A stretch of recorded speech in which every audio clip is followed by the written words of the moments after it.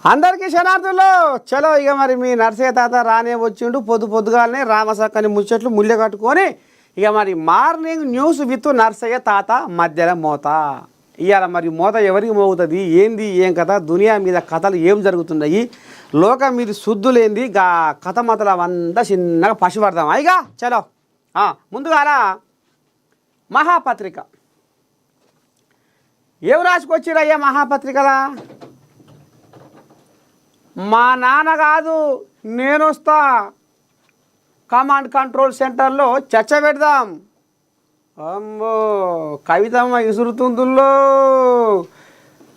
CM రేవంత్కు BRS MLC కవిత challenge తులం బంగారము పింఛన్లు ఎందుకు పెంచడం లేదో చర్చిద్దాం మహిళలందరం కలిసి వస్తాం డిస్కషన్ చేద్దాం హామీల ఎగవేతలో మేటి రేవంత్ రెడ్డి అంటూ మండిపాటు అమ్మా ఇక నిన్న మొన్నటిదాకా బీసీల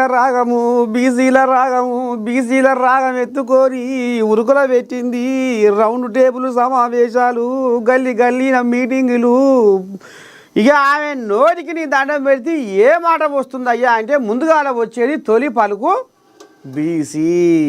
బీసీ రాగము ఇక గుమ్మాయ జక్కాయ వాళ్ళు వీళ్ళు ఏమాయమ్మా నువ్వు రామసక్కదనంగా ఢిల్లీలో సంసారం పెట్టి ముద్దుగా మరి నీ అంతా నువ్వు కథమతలవు కంచిగా కంచు మోగించినవు మరి మీ అయ్య 10 ఏళ్ళ పాటు అధికారంలో ఉండే మరి నువ్వెందుకు బీసీల రాగం ఆనాడు ఎత్తుకోలేదు మరి నువ్వు బీసీలకు ఆనాడు ఎందుకు న్యాయం చేయలేదు నువ్వు ఆయన రౌండ్ టేబుల్ సమావేశాలు ఎందుకు పెట్టలేదు నువ్వు ఆయన గల్లీకి మీటింగులు ఎందుకు పెట్టలేదు నువ్వు ఆయన 10 ఏళ్ళ కాలంలో మీ అయ్య అధికారంలో ఉన్నప్పుడు పోరాటం ఎందుకు చేయలేదు గీయాల నీకెట్లా యాదికొచ్చింది బీసీలు గీ రకంగా మోత మోగిస్తారు మధ్యలో మోత ఇప్పుడు బీసీ సంఘాలలో 139 బీసీ కులాల బిడ్డలు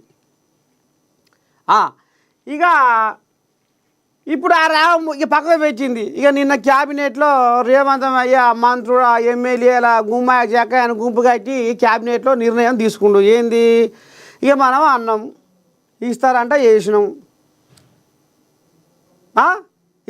చేసినాం బువ్వ పెట్టకపోతే తప్పట్లేదు ఎట్లా చేద్దాం ఏం చేద్దాం మరి హైకోర్టు ఏమో సెప్టెంబర్ 30 లోపు నువ్వు ఎలక్షన్లకు పోవాలి అని రామబాణం విసిరింది ఇక మరి అది గుండెకు బిర్రగా తగల ముందుకే మనము మేల్కోవాలి అన్నట్టుగా సర్కారు కూడా ఇక మరి ఆలోచన చేసి నిన్న క్యాబినెట్లో రేవంతమయ్య ఇక స్థానిక సంస్థలల్లో 42% రిజర్వేషన్లు ఇక ఇచ్చి తీరుతాము అనే కాడికి వచ్చింది కథ మూతి ముంగడికి వచ్చింది వ్యవహారం ఇక మరి ఇది ఎప్పుడు దాకా ఏంది ఏం కథ అంటే సెప్టెంబర్ మధ్యలో జూలై ఆగస్టు సెప్టెంబర్ మధ్యలో ఎలక్షన్లు జరగబోతున్నాయి ఇక ఈ కథ వచ్చింది ఇక బీసీలు అరే నేను ఇంత పొడుగు అంత పొడుగు బారుపూరు బచ్చనపేట అని ఇంకా 4 రోజుల పాటు ఉంటే నేను పోరాటం వింటేనే మరి జనాల నాలుకల మీద నా పేరు నాట్యం ఆడాలంటే ఏదో ఒక పాట ఏదో ఒక వ్యవహారం ముంగటేసుకోవాలి కదా ఇక మరి బీసీల రాగము ఇంకా అయిపోయింది ఇంకా ఇది కొలిక్కి వచ్చింది ఇక ఇప్పుడు దాని మీద ఏం సకదానం లేదు ఇక మళ్ళీ ఇంకేమనాలి రేపు ఇంకెవరన్నా ఏమన్నా అంటే ఏమనాలి నేను పోరాటం చేసిన కనుకనే ప్రభుత్వము తల వంచుకొని ఇలా గంగిరేజు లెక్క తలకాయ ఊపి కవితమ్మ పోరాటం ఆరాటం చూడలేక కవితమ్మ వసవసారిని దండం పెడితే చెమట ఒడిపించి రోడ్ల మీద మీటింగులు పెట్టి బీసీ కులాల చైతన్యపరిచి ఇక మరి సక్కదనంగా ఆమె రామబాణం విసిరికొచ్చింది కాబట్టి ఇవాళ సర్కారు దిగొచ్చింది ఇవాళ బీసీలకు రిజర్వేషన్లు ఇచ్చింది అనేది కూడా మళ్ళీ ఆమె చెప్పుకుంటందుకు కూడా అవకాశము అది ఇక ఆ కథ ఆడికి ఒడిపించి ఇప్పుడు మళ్ళా రావయ్యా ఏమయ్యా ఓ రేవంతయ్యా రావయ్యా ఏమయ్యా ఓ రేవంతయ్యా కమాండు కంట్రోల్ కాడికి నేను వస్తున్నాను చూడయ్యా, రావయ్యా చర్చ పెడదాము, రావయ్యా చర్చ పెడదాము. ఇక పాత చింతకాయ ముచ్చట అయిపోయింది బీసీల రాగం కాబట్టి ఇప్పుడు మళ్ళా కొత్త మామిడికాయ పచ్చడి ముచ్చట అందుకుంటుంది కవితమ్మ. ఎట్లా ఏంది ఏం కథ అంటే, ఆడోళ్లకు తులం బంగారం ఏమాయ, ఆడోళ్లకు నెలకు 25,000 ఏమాయ, మరి పెన్షన్లు 4,000 చేస్తాంటివి ఏమాయ. మళ్ళీ ఇప్పుడు ఇదొక రాగం. ఇక ఈ రాగంతో మళ్ళీ ఎన్ని రోజులు పూట గడుపుకుంటుందో కవితమ్మ. కానీ కవితమ్మ ఇంత ఆరాటంతో పోరాటం చేసిన నమస్తే తెలంగాణ పేపర్లో ఈమె గురించే రాస్తలేరాటనుల్లా కవితమ్మ గురించి. చూసిర్రా బా. కానీ ఇంటింటికి మంచిపోయే కానీ గింత పగానుల్లా తాజ్వాం పగబట్టిన కవితమ్మని నమస్తే తెలంగాణ పేపర్ వాళ్ళు కవితమ్మ ఈ మహాపత్రికలు బాగా రాసుకొచ్చారు. కానీ నమస్తే తెలంగాణ పేపర్ వాళ్ళు అస్సలు కసిగంతలేరు కవితమ్మను. ఇవి ఇంత ఆరాటంతో పోరాటం చేస్తుంటే ఒక్క వార్త కూడా ఆమెది అలా రాయలేకపోతున్నారు. వాళ్ళ గుండె కరుగుతలేదు. ఇంటింటికి మంచిపోయే కానీ పంచాయతీ పాడైపోను అందరి ఇండల్లో ఉంది. కానీ ఇంత పగటిమంది పంచాయతీ నేను ఆడుతులే. ఇక ఇప్పుడు ఈమె చర్చ పెడదాం రావయ్యా ఓ రేవంతమయ్యా అని ఇప్పుడు సవాల్ వేస్తుంది. మరి ఒక కోడిలాగం లైన్లో తీసుకుందాము.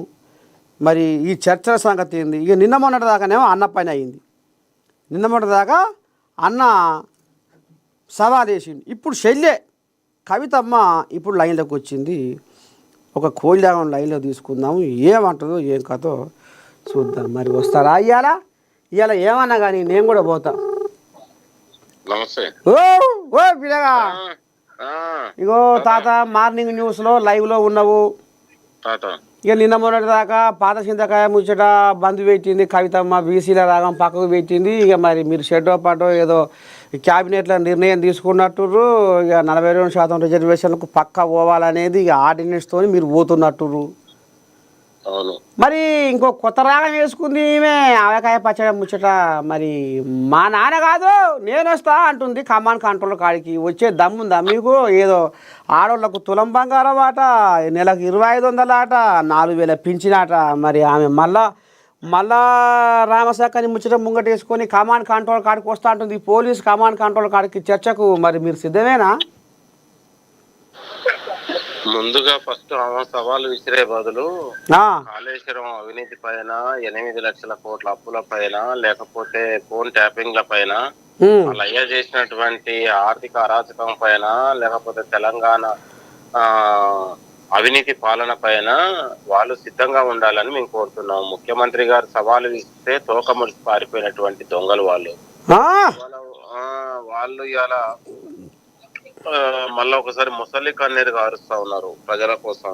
తెలంగాణను రాష్ట్రాన్ని వల్లకాడు చేసి కూలిపోయే ప్రాజెక్టులు కట్టి తెలంగాణ నోట్లో మట్టి కొట్టి ఇవాళ వాళ్ళు నీతులు మాట్లాడే ప్రయత్నం జరుగుతా ఉంది.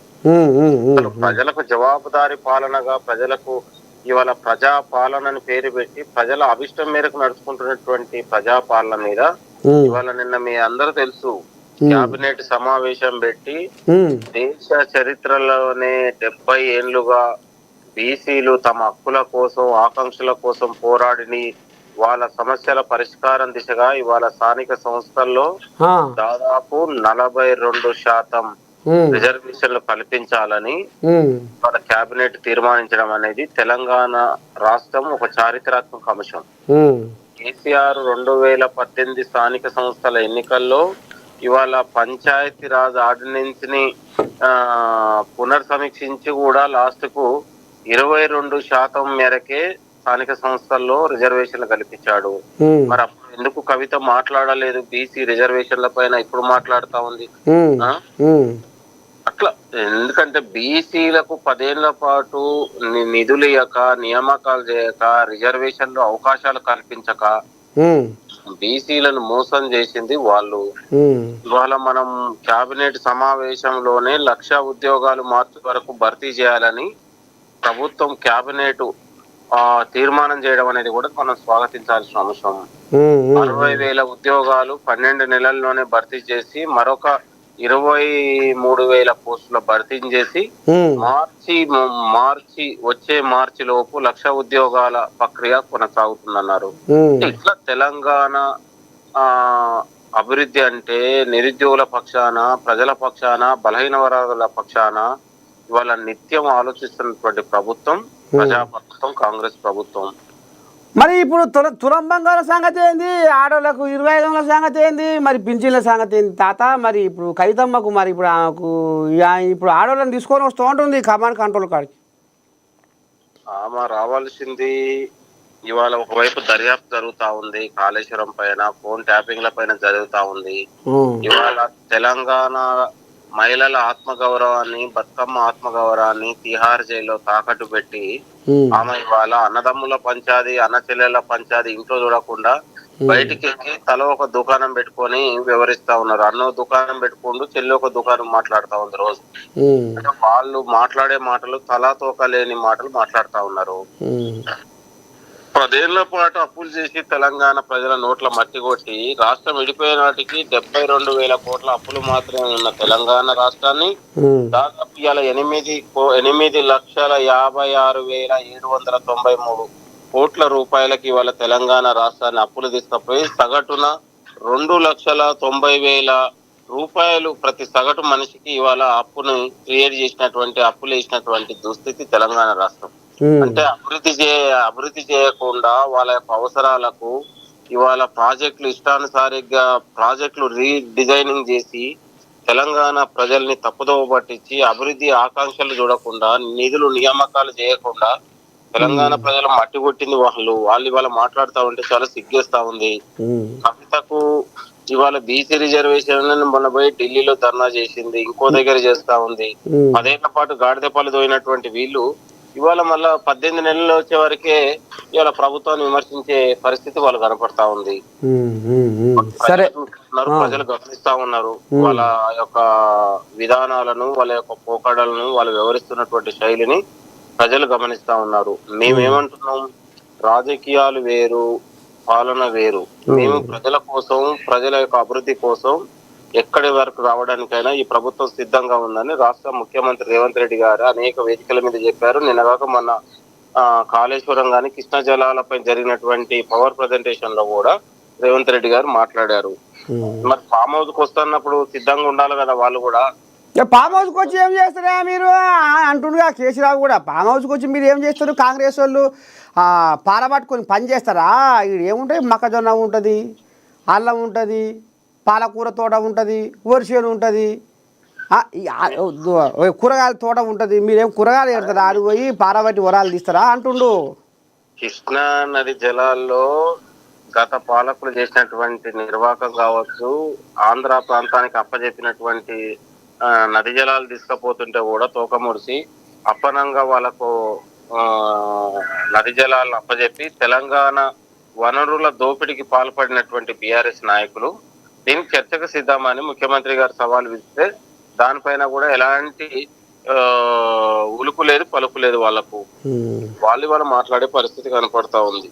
సరే తాత, ఇక మరి గిదుల్లా పిసిసి జనరల్ సెక్రటరీ చెరగాని దయాకరు మరి ఈ రకంగా మరి ఆ కవితమ్మ మీద ఇక మరి ఎట్లా తాత ఏంది ఏం కథ అంటే ఆయన అంబాయంకి ఇట్లా ఉంది. శనార్థి ఉంటా. ఇగో ఇది కథ. ఇప్పుడు బీసీలకు 42% రిజర్వేషన్లు, స్థానిక సంస్థల్లో అమలుకు కేబినెట్ తీర్మానం, ముఖ్యమంత్రి రేవంత్ ఆధ్వర్యంలో చారిత్రక నిర్ణయం. ఇప్పటి వరకు 18 సార్లు మంత్రివర్గ సమావేశాలు, 327 నిర్ణయాలు. వివరాలు వెల్లడించిన మంత్రి పొంగులేటి శ్రీనివాసరెడ్డి. స్థానిక సంస్థల ఎన్నికల్లో బీసీలకు 42% రిజర్వేషన్లు అమలు చేయాలని ముఖ్యమంత్రి రేవంత్ రెడ్డి అధ్యక్షతన జరిగిన మంత్రిమండలి సమావేశం తీర్మానించింది. ఇందుకు సంబంధించి ఆర్డినెన్స్ను జారీ చేయాలని ప్రభుత్వం నిర్ణయించింది. స్థానిక సంస్థలకు రిజర్వేషన్లు ఖరారు చేయాలన్న హైకోర్టు తీర్పు నేపథ్యంలో ఆ అంశంపై ముఖ్యమంత్రి అధ్యక్షతన డాక్టర్ బిఆర్ అంబేద్కర్ రాష్ట్ర సచివాలయంలో జరిగిన మంత్రిమండలి సమావేశం చర్చించి బీసీలకు 42% రిజర్వేషన్లు కల్పించాలని తీర్మానించింది.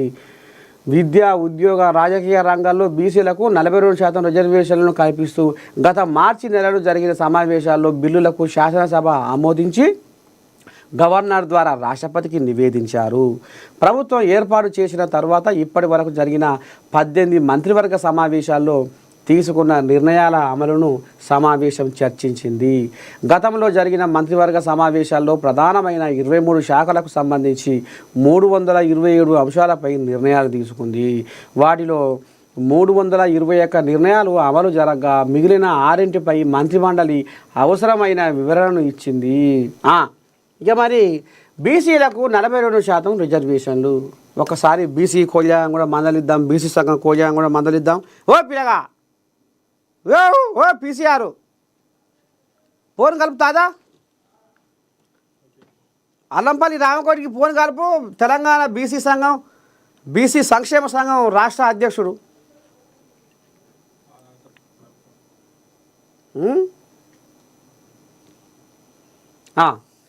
ఈసారి రాష్ట్ర మంత్రివర్గం క్యాబినెట్ భేటీలకు సంబంధించి కొత్త సాంప్రదాయాన్ని ప్రారంభించింది. ఇప్పటి వరకు జరిగిన క్యాబినెట్ సమావేశాల్లో తీసుకున్న నిర్ణయాలు అమలుపై సమీక్ష జరిపింది. 2023 డిసెంబర్ 7వ తేదీ నుంచి ఇప్పటి వరకు 18 కేబినెట్ సమావేశాలు జరిగాయి. మొత్తానికి ఇక మరి ఇప్పుడు ఎట్లా ఉంది? 139 బీసీ కులాల కథ. మరి అందరూ నవ్వుతున్నారా, శంఖాలు గుద్దుకుంటున్నారా? అసలు ఏం జరుగుతున్నది? మరి సర్కారు ఏ రకంగా ముంగడికి పోతుంది? మరి చట్టపరంగా కూడా చట్టపరంగా కాకుండా మరి ఆర్డినెన్స్తో పోతుంది కాబట్టి రేపు ఇంకేమైనా కిరికిరా, అసలు ఏంది ఏం కథ అనే దాని మీద మరి ఒక బీసీ కోజాగాని మందలిద్దాము. ఆ కోజాగా ఏం చెప్తుంది, ఎట్ట సంగతి ఏం కథ అనేది ఇందాం. ఈ కోజాగా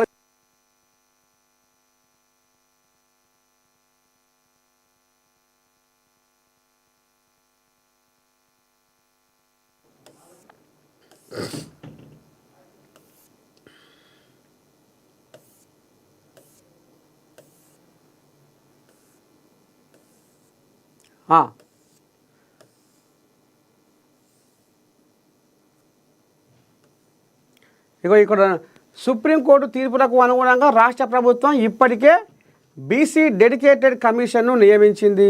రాష్ట్ర ప్రణాళిక విభాగం ఆధ్వర్యంలో కులగణన చేపట్టింది. వీటి ఆధారంగానే అసెంబ్లీలో 42% రిజర్వేషన్ల బిల్లును ఆమోదం చేసుకుంది. ఏమైనా ఫోన్ కలిసిందా? ఏమంటుంది? కోజిలాగా మాట్లాడుతుందా? వెయిటింగ్ వస్తుందా? అమ్మో, ఇది ఎక్కడ కలిపింది phone?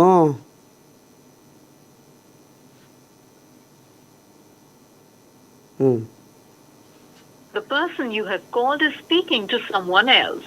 You can wait or call again later. మీరు కాల్ చేస్తున్న వ్యక్తి మరొక కాల్లో బిజీగా ఉన్నారు. సరే, ఈ కోజిలాగా ఏదో ఎవరితో మాట్లాడుతుండు.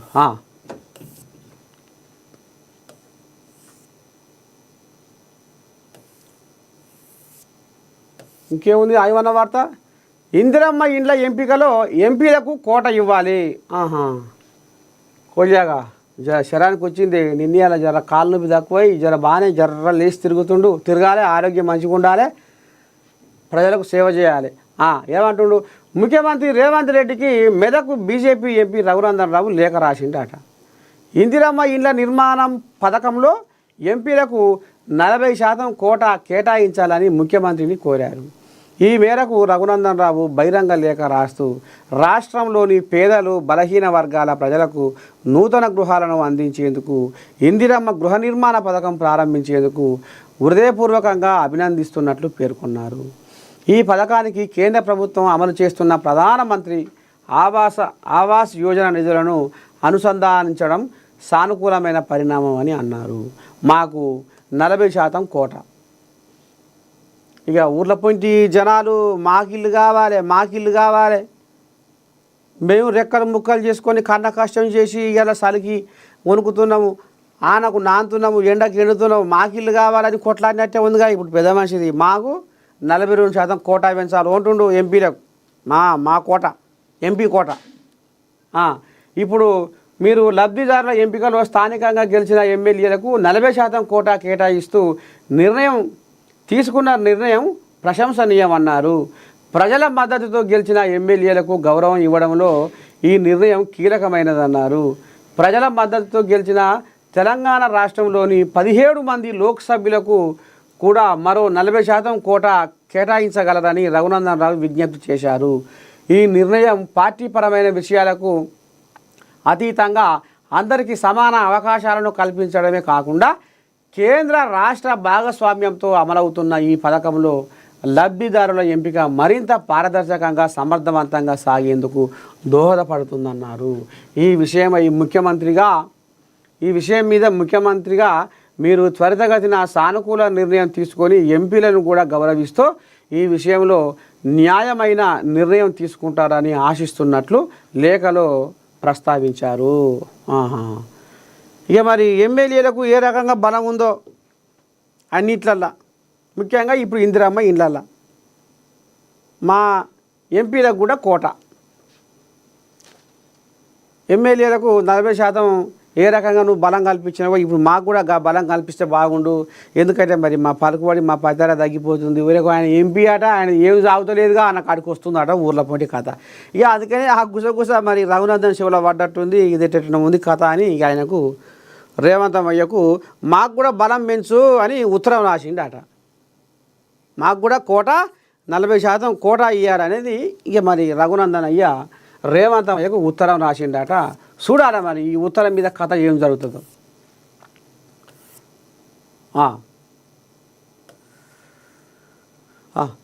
కేటీఆర్ ముందు మీ నాయన నుండి ప్రతిపక్ష హోదా తెచ్చుకో, ఎంపీ చామల ఫైర్ వీజకు. మరి అయ్యకు చేత కాదా? అయ్యకు చేత కాకపోతే కొడుకే కదా తనలాడేది. కాకపోతే ఆయన తాకత్కు మించి తనలాడుతుండు కాబట్టి ఇక ఆయుధం కూడా మరి ఆయనకు ఉంటే బాగుంటుంది అనేది ఇప్పుడు చామల కిరణ్ అయ్య ఆంపాయం అన్నట్టు. ఎందుకంటే ఇప్పుడు ప్రతిపక్ష హోదా వాళ్ళు అయ్యేది కాబట్టి, ప్రతిపక్ష నాయకుడు వాళ్ళు అయ్యే కాబట్టి ఈయనట్టే మాట్లాడతాడు అనేది ఇప్పుడు ఈ కోయిలాగా శరానికి వస్తుంది. దేనికైనా కేటీ రాములు ఎందుకు ఉరుకులో పెడుతుండు? అయ్య ఉండంగా అంటే మరి మాయకు చేత కాదా? మాయకు జర పానం ఆయలకు అదురు జ్వరం బయట జ్వరం వస్తుండే ఇక ఇప్పటికే సగం బోధించలేడు, ఇంకా కట్టెపుల లెక్క అయిండు, ఎనుకపోయిన ఒడిశాప లెక్క అయిండు మాయ. ఇంకా మీతో ఇంకెన్నాళ్ళు బొబ్బలు పెట్టాలి, ఇంకెన్నాళ్ళు గగ్గోలు పెట్టాలి, నేను మాయ బదులు నేను వస్తున్నా అని ఇప్పుడు ఆయన ముందుకు వస్తుండు. నువ్వెట్టు వస్తావు? నువ్వేమైనా ప్రతిపక్ష నాయకుడివా? నువ్వెట్ట మాట్లాడతావు అని ఇప్పుడు ఈ భువనగిరి ఎంపీ శరానికి వస్తుంది కోయాగా.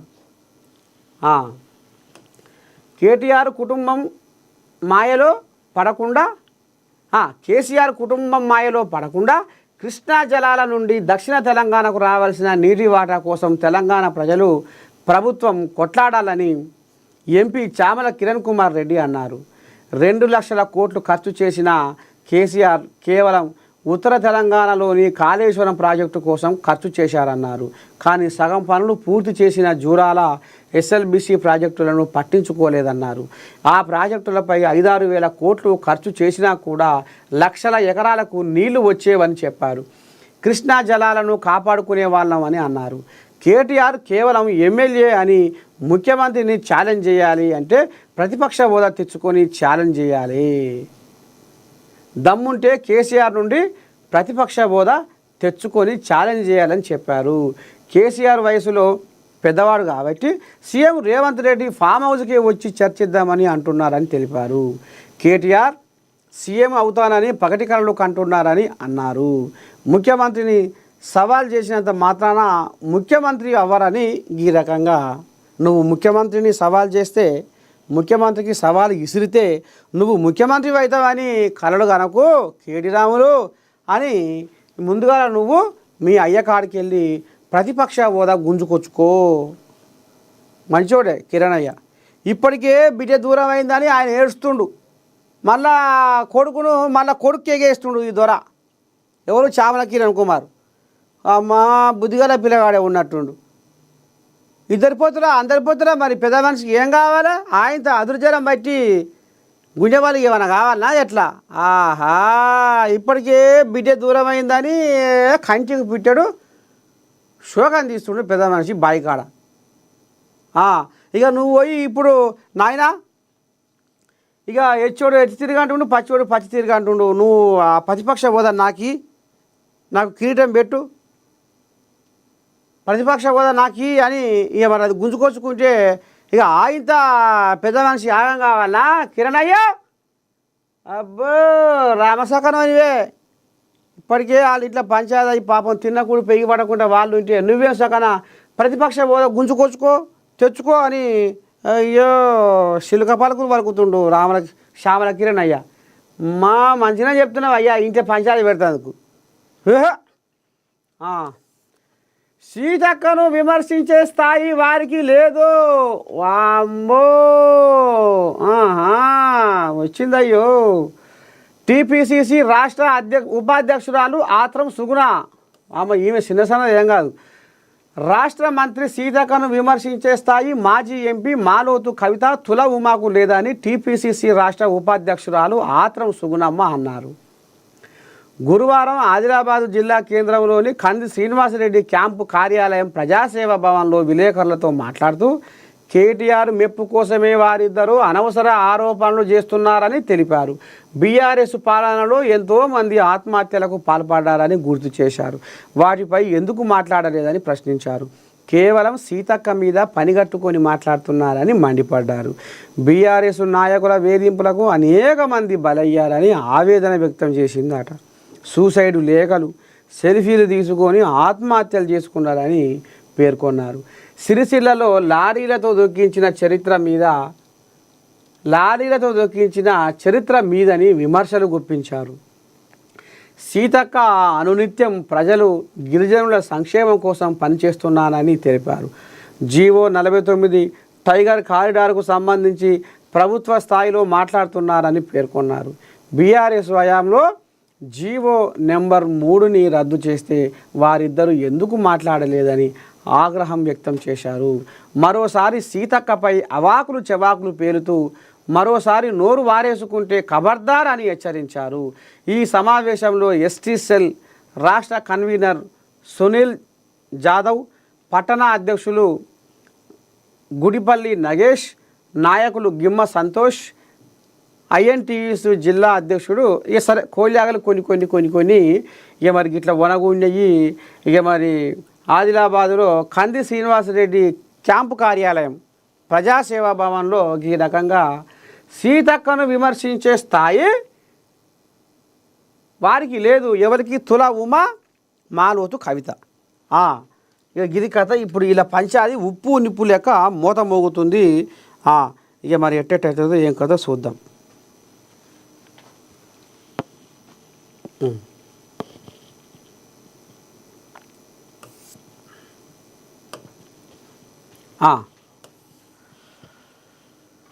బీసీలకు కాంగ్రెసు గరార మోసం వీళ్ళకు ఇదెక్కడి కథ. 42% కోటాపై ఆర్డినెన్స్కు క్యాబినెట్ నిర్ణయం.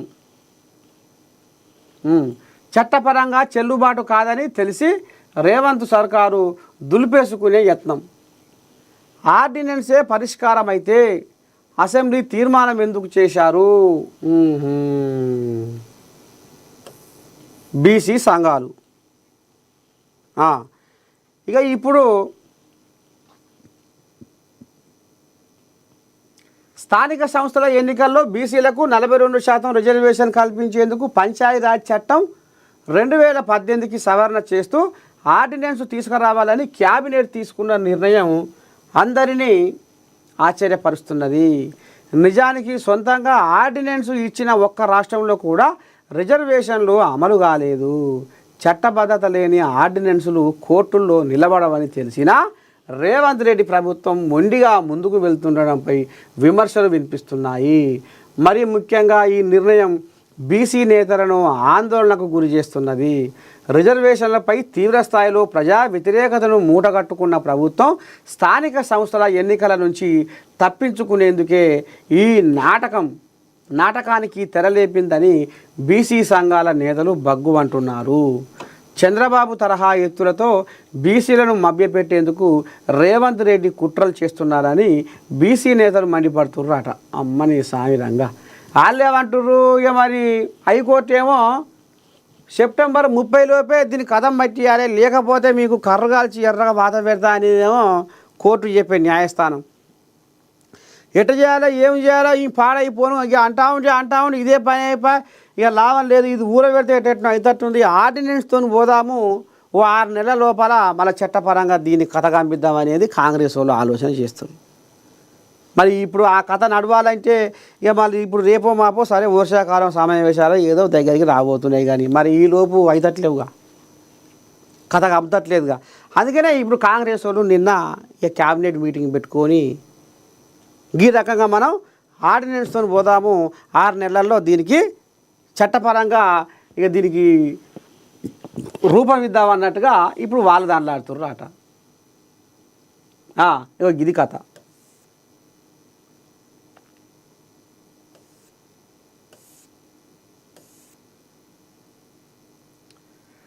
తెలంగాణలో వరి వేయొద్దు, రాష్ట్రంలో వరి సాగు అవసరమే లేదు, ఇంత ధాన్యం ఎవరికి అవసరం, బియ్యం లేక ఎవరు చచ్చిపోతలేరు, యూరియా అడ్డగోలుగా వాడుతున్నారు. బీజేపీ ఎంపీ కొండా విశ్వేశ్వరరెడ్డి వ్యాఖ్య. తెలంగాణ రైతులపై బీజేపీ మరో కుట్ర, యూరియా కోత అందులో భాగమేనా? ఒక్కసారి బీజేపీ కోయాలని అడుగుదాం. మరి తెలంగాణలో వరి వేయొద్దు అనేది ఇప్పుడు ఈయనెవరు? కొండ విశ్వేశ్వరరెడ్డి. కేంద్రంలోని బీజేపీ ప్రభుత్వం తెలంగాణ వరి రైతులపై మరో కుట్రకు తెరలేపిందా? తాజాగా వరి సాగు, యూరియా వినియోగంపై బీజేపీ ఎంపీ కొండ విశ్వేశ్వరరెడ్డి చేసిన వ్యాఖ్యలతో మొదలైన సందేహం ఇది 3 ఏళ్ల కిందట యాసంగి ధాన్యం కొనుగోలు చేయకుండా కొర్రీలు పెట్టిన సంగతి. ఇప్పుడు ఆయన మీరు బీఆర్ఎస్ కోజాలు వండబెట్టి అప్పుడు ఆయన వండబెట్టిర్రు, రైతుల రోడ్ల మీద అన్నవో రామచంద్ర అనిపించారు. సరే, ఇప్పుడు ఈ కథ ఇట్లా ఉంచితే ఒకటి బీజేపీ కోయిలాకు ఫోన్ చేసి అరుచుకుందాము, అసలు ఏంది మరి, ఎందుకు మాట్లాడుతుంది ఇట్లా.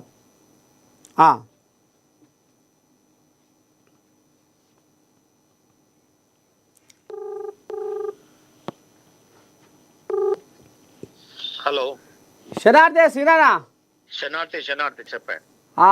ఇప్పుడు ఏం లేదే, తెలంగాణలో వరి వేయొద్దు, నమస్తే తెలంగాణలో రాసుకొచ్చిర్రు, తెలంగాణలో వరి వేయొద్దు. మీరు మాన్యం న్యూస్లో లైవ్లో ఉన్నారు, తాడూరు సీనన్నా. ఓకే. అయితే కొండ విశ్వేశ్వరరెడ్డి ఏదో అన్నాడట, ఇక మరి అదంతా జర ఏమో మరి చిన్నపుచ్చుకునే వ్యవహారం ఏముందా అనుకొస్తుర్రు. ఇంత ధాన్యం మాకు అవసరం లేదు, బియ్యం లేక ఎవరు చచ్చిపోతలేరు, యూరియా అడ్డగోలుగా వాడుతుర్రు అని గిటి సంగతి గిట్లా అని మరి తెలంగాణ రైతుల మీద బీజేపీ మరో కుట్రగా ఉన్నది కథ. చూస్తుంటే కొండ విశ్వేశ్వరరెడ్డి మాట్లాడిన మాటల తీరును చూస్తే అని అనుకొస్తుర్రే, మరి ఏంది కథ? ఎవరంటారు తాత? అన్నోళ్ళ సంగతి చెప్పు ఫస్ట్, అలా చెప్తా. కొండ విశ్వేశ్వరరెడ్డి అంటాడగా. కాదు, ఇది మేము మాట్లాడిన దాని మీద ఇంతకుముందు బీఆర్ఎస్ పార్టీ కలెక్టర్ ప్రభుత్వం ఉన్నప్పుడు విజయరామరెడ్డి, ఆయన ఎవరు మన వెంకటరామరెడ్డి కలెక్టర్ ఏమన్నాడు? వరి వేస్తే ఊరేసుకోవాల్సి వస్తుంది అని అన్నాడా లేదా? మరి అప్పుడు ఆ రోజు రైతులని ఎందుకు వరి వేయొద్దని చెప్పింది ఆ పార్టీ, ప్రతిపక్ష పార్టీ. సో ఆ రోజు ప్రభుత్వంలో ఉన్నప్పుడు ఒక మాట, ఈ రోజు ఒక మాట. ఇవన్నీ కూడా ఎన్నికల కోసం, ఓట్ల కోసం మాట్లాడే వారు అన్నది ఏంటంటే, ఈ రోజు ఎరువులు సకాలంలో పంపించినాం రాష్ట్రానికి, ఆ పంపించిన దాన్ని ఒక 30 రూపాయలు ట్రాన్స్పోర్ట్ ఖర్చు అవుతుంది అని చెప్పి ప్రభుత్వం మీనమేషాలు లెక్క పెడుతూ ఇవాళ 2.5 లక్షల టన్నులు పంపితే దాంట్లో పోయినసారి మిగిలిచ్చారు, మళ్ళీ ఈసారి కూడా సకాలంలో పంపిస్తే దాన్ని పంపిణీ చేస్తలేదు, సకాలంలో ఇండెంట్ చేస్తలేరు. పుష్కలమైన ఎరువు ఉంది, సబ్సిడీ ఎవరిస్తున్నారు? మేమే కదా. సో మరి ఈ రోజు మీరు ఏ రైతునన్ను అడగండి, మోడీ పంపిన ఎరువు వచ్చింది కానీ ఇప్పుడు ఈయన వంచలేడు ఇక్కడ ఉన్నటువంటి కాంగ్రెస్ ప్రభుత్వం.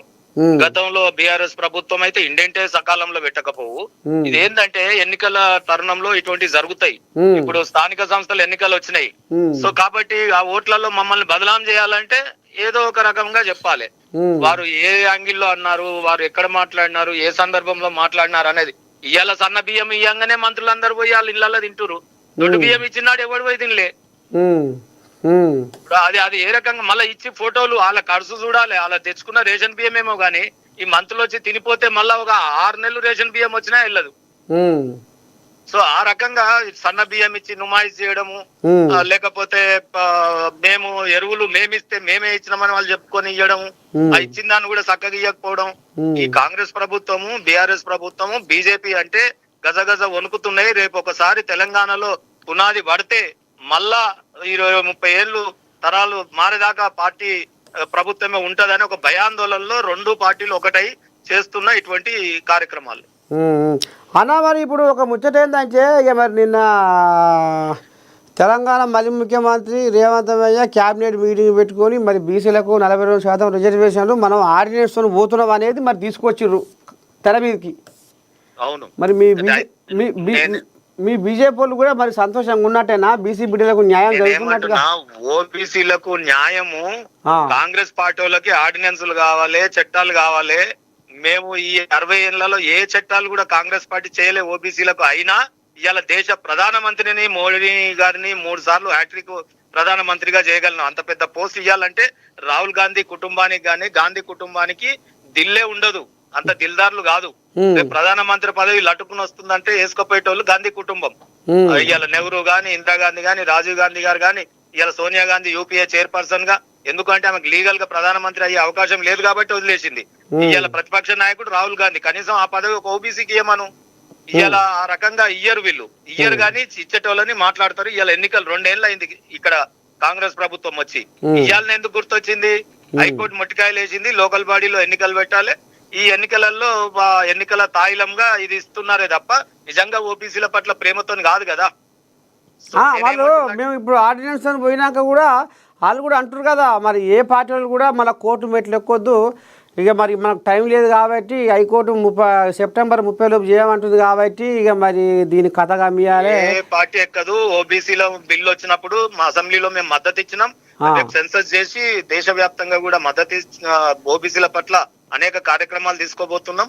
అదే రకంగా వీళ్ళకు దమ్ముంటే మమ్మల్ని తిట్టే ముందు, ఇప్పుడు మేము దేశ ప్రధానమంత్రి పదవి ఇచ్చినాం, నీ ముఖ్యమంత్రి పదవి ఒక రాష్ట్రంలో లేదు, నీ క్యాబినెట్ లో మేము ఆడ 27 మందిని పెట్టినాం, 38% నువ్వు ఈడ ఇయ్యి, ఇలా 42% నీ క్యాబినెట్ లో మంత్రులు నీ ఫస్ట్, అది నువ్వు చేయగలిగిన పనే. దానికి చట్టం ఏ చట్టం అవసరం లేదు కదా.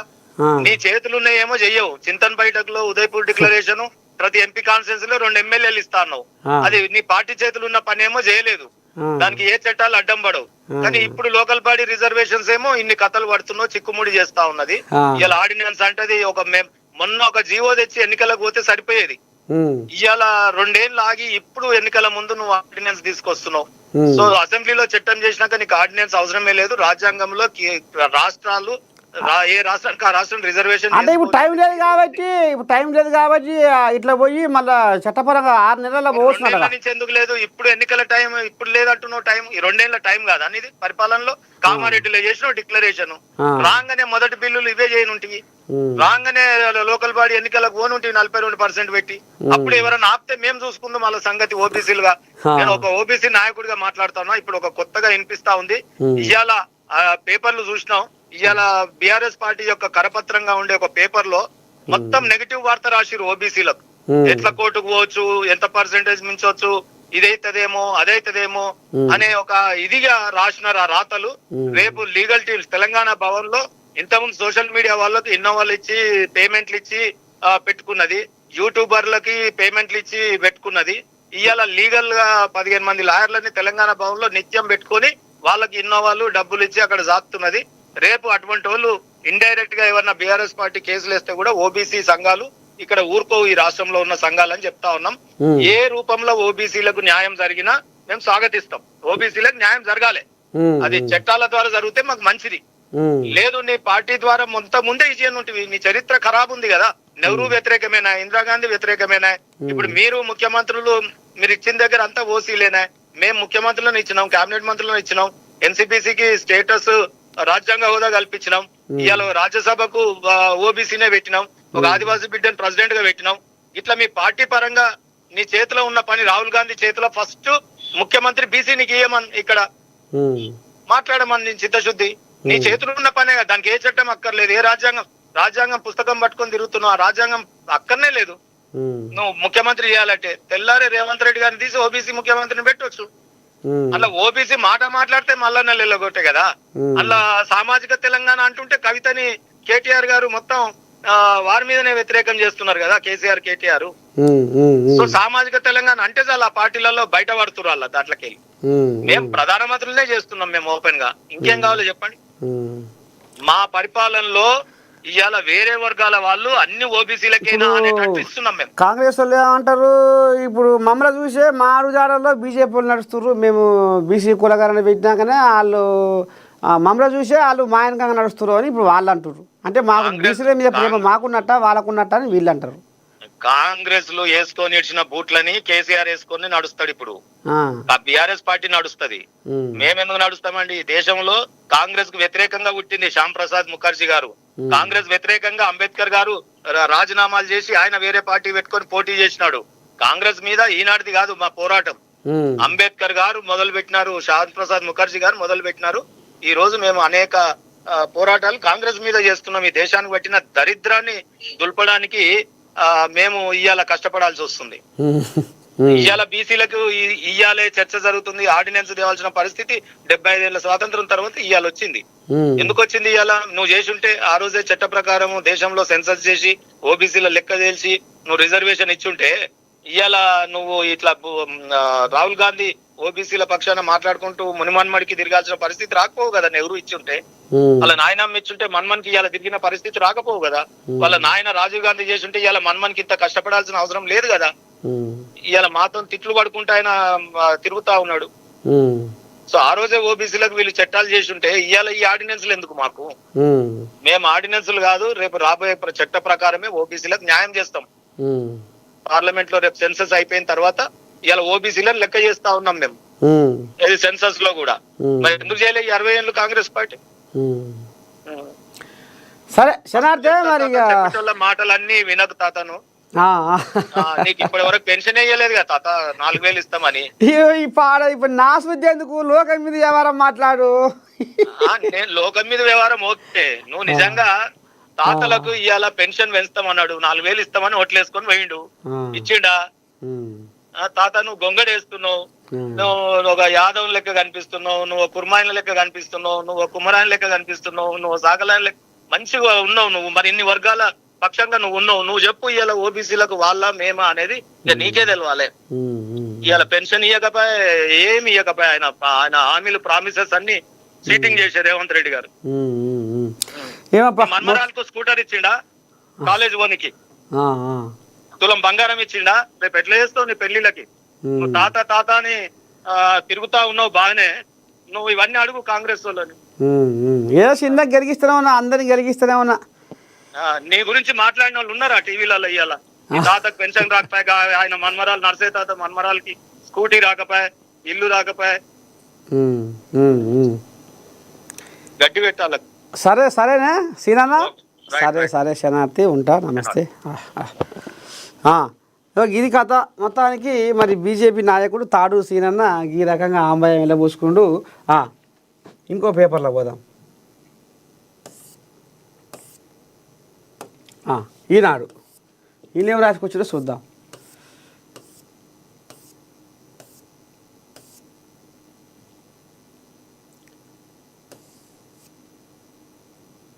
ఇలా అదే కథ ఉంది, రిజర్వేషన్ల కథ.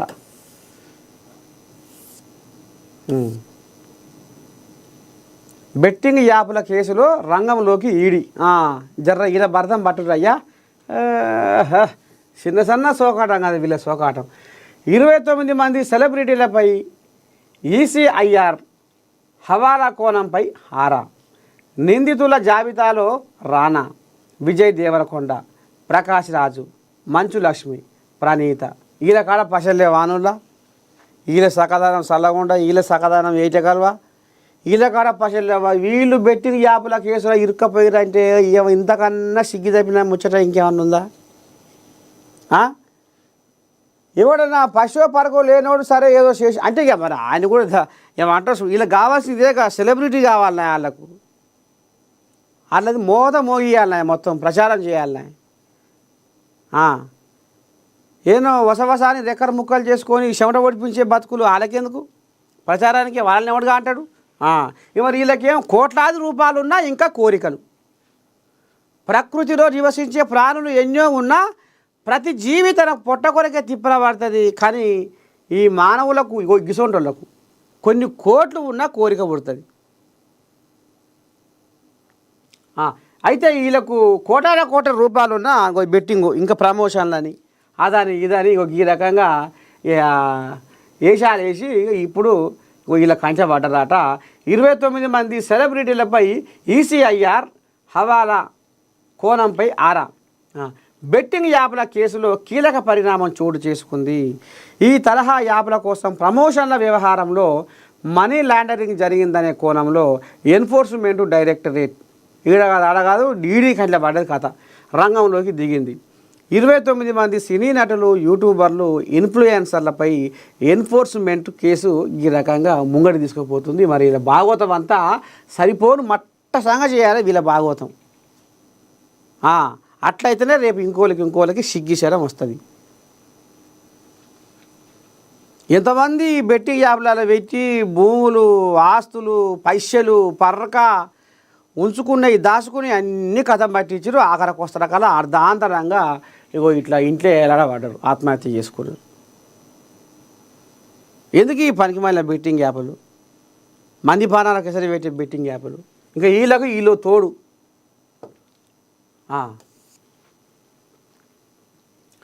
ఊరి బడికి ఊపిరి, తల్లిదండ్రులను ఒప్పించారు, పిల్లల్ని చేర్పించారు. ఉపాధ్యాయులు, యువత చొరవతో మళ్ళీ తెరుచుకున్న 138 సర్కారు పాఠశాలలు, వాటిలో 1500 మంది విద్యార్థుల ప్రవేశాలు.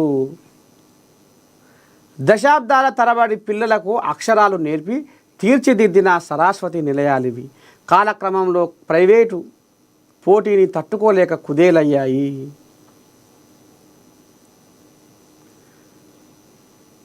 నా పల్లె పాఠశాల గుండె వేగమాయెనో,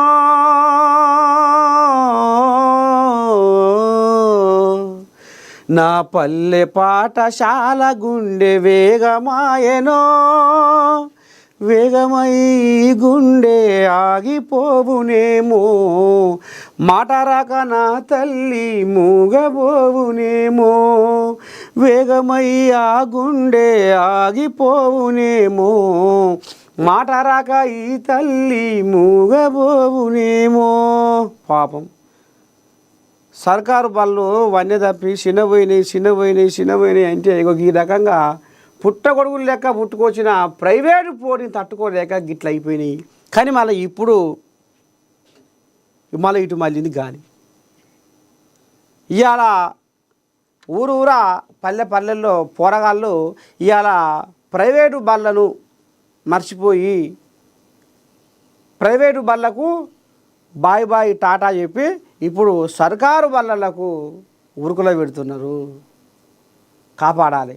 సర్కారు బళ్ళలో చదువుకున్న వాళ్ళు ఇవాళ చక్కని ఉద్యోగాలు చేస్తుర్రు. కలెక్టర్లు అయ్యారు, ఇంజనీర్లు అయ్యారు, డాక్టర్లు అయ్యారు, పెద్ద కొలువులలో షరీక్ అయ్యారు. మరి